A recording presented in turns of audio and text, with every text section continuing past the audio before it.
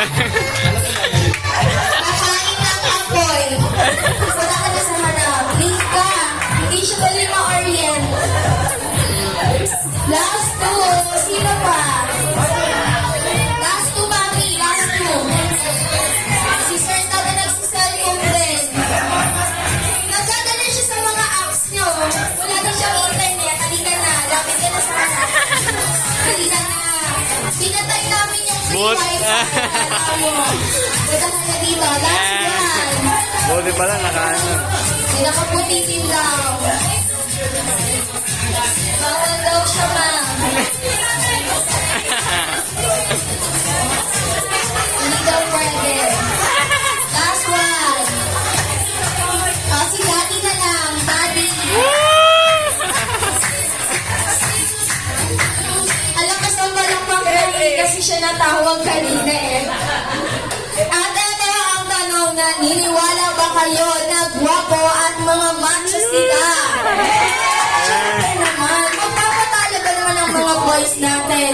Kung ang mga babae natin ay kamukhang artista, magpapatalo ba sila? Siyempre hindi. Kaya sir, sabihin ang pangalan at ang iyong paboritong hayop. Lawrence. So, Next natin si sir. Pangalan po at paboritong hayop. Noel. Ibon. Ibon. Next natin sir. Pangalan po at paboritong hayop. Jerome. Dog. Dog. Ibang hayop naman. May aso na tayo. Cat. So meron tayong dog, ibon, cat. Si Daddy. Pangalan po at paboritong hayop. May spawn. Fish na. Fish. Bukod sa fish. Yung merong sound. Nako, sa linya isang. Pusa, may cat na tayo. Iba naman.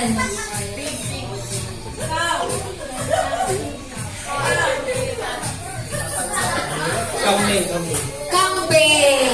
So, again, meron tayong aso, ibon, pusa, at kambing. Dahil ang gagawin lang naman nila ay kakanta sila ng happy birthday song gamit ang sound or huni ng mga paborito na ng hayop. At simulan natin sa ating aso.